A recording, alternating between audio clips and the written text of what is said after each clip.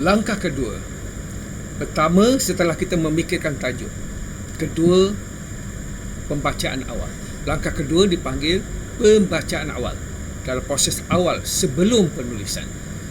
Perkara yang penting dalam proses pembacaan ini, apa yang nak kita baca, itu yang dipanggil overview subjek kajian. Satu tajuk yang besar, kita nak mengkaji tentang ekonomi. Contoh, kita nak kaji tentang getah. Dan apa yang nak kita lihat tentang getah? Kita zero in kepada subjek yang berkaitan getah tadi. Mungkin kita nak lihat perkembangan industri getah. Apa yang dikatakan perkembangan industri getah itu? Apa yang berkaitan dengan industri getah? Mungkin dari segi keluasan kawasan, sebab-sebab kenapa penanaman getah itu diusahakan, kelebihan, kebaikan dan sebagainya.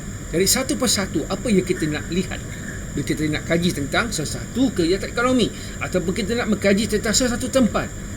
Dari segi apa? Mungkin kita nak kaji Shah Alam sebagai pusat pentadbiran negeri Selangor. Kita kena zero in kepada subjek tersebut. Pusat pentadbiran. Apakah pusat pentadbiran? Mengapa Shah Alam dikatakan pusat pentadbiran? Apakah perkara-perkara penting yang menjelaskan tentang tempat itu sebagai pusat pentadbiran? Sama ada di peringkat negeri, peringkat daerah, ataupun mungkin di peringkat mukim sahaja. Juga pusat pentadbiran mukim. Ini yang juga dipanggil mukim. Okay? Daripada yang besar, yang lebih luas kepada yang lebih kecil. Kita zero in kepada apa yang nak katakan, iaitu semua perkara yang perlu kita teliti. Itu dikatakan sebagai pembacaan awal. Kita membaca apa yang perlu nak kita baca, sebab kita nak menulis, mengkaji tentang perkara tersebut, dan kita mengenal pasti bahan atau sumber yang perlu kita ada untuk menjelaskan tentang tokoh yang nak kita kaji. Jadi apakah bahan atau sumber yang kita perlukan daripada tokoh tersebut?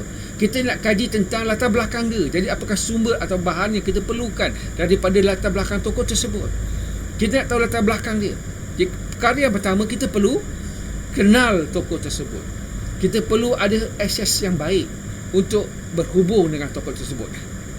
Okay, dalam keadaan sekarang ini, dalam PKP ini, mungkin kita hanya bergantung kepada email. Jadi mesti ada email tokoh tersebut. Cari kontak dia.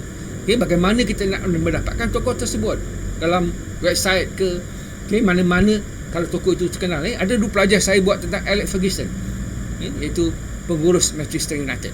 Dia dapat email daripada laman web rasmi Manchester United dan terus menulis persoalan interview, menyatakan mengapa proposal itu disertakan dan memberi satu untuk maklumat kepada tokoh yang dikaji.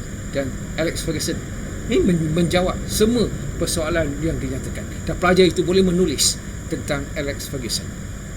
Tak ada masalah. Penting kita dapat sumber yang betul. Jadi untuk mendapatkan sumber itu, kita kena pasti.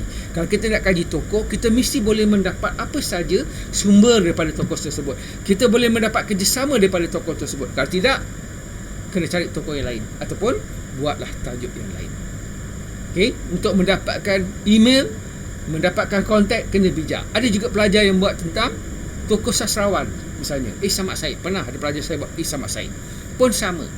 Okay, cari dia punya email untuk memberikan soalan-soalan interview temu bual kepada Samad Said, dan dia dapat. Jadi kita kena pandai mencari. Bagaimana nak cari? Kena cari di laman-laman web rasmi. Okay, dia di mana mungkin kita boleh cari dia punya FB dan sebagainya untuk mendapatkan jawapan. Ini kalau kita dapat respon yang baik daripada tokoh tersebut, bolehlah kita menghasilkan kajian tentang tokoh tersebut. Sebab banyak benda yang perlu kita dapatkan daripada tokoh tersebut. Kita nak menulis apa? Kita nak menulis tentang pemikiran tokoh tersebut. Apa yang difikirkan tentang penulisan dia, tentang hasil karya sastra yang dihasilkan. Dia nak menjelaskan tentang apa yang cuba disampaikan. Itu hanya boleh kita dapat dengan membuat temu bual, dan kita buktikan dengan hasil-hasil penulisan, puisi, cerpen, karya-karya sastra yang dihasilkan. Dari situ kita boleh buat penilaian dan pentafsiran. Juga daripada buku sumber kedua yang menulis tentang tokoh tersebut, yang menyatakan ataupun memberi ulasan tentang cerpen yang dituliskan, sajak yang dihasilkan. Okay, dari segi pemikiran tokoh tersebut. Okay, banyak perkara yang kita boleh tuliskan, pelajar.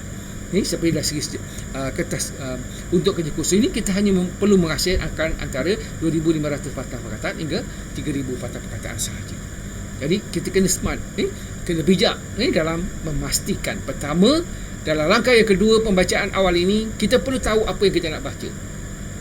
Kajian berkaitan dengan kajian yang kita hasilkan, dan kita terus kepada persoalan-persoalan yang hendak kita jelaskan itu, yang itu kita perlu beri fokus untuk mendapatkan bahan berkaitan dengan persoalan pertama, persoalan kedua, persoalan ketiga.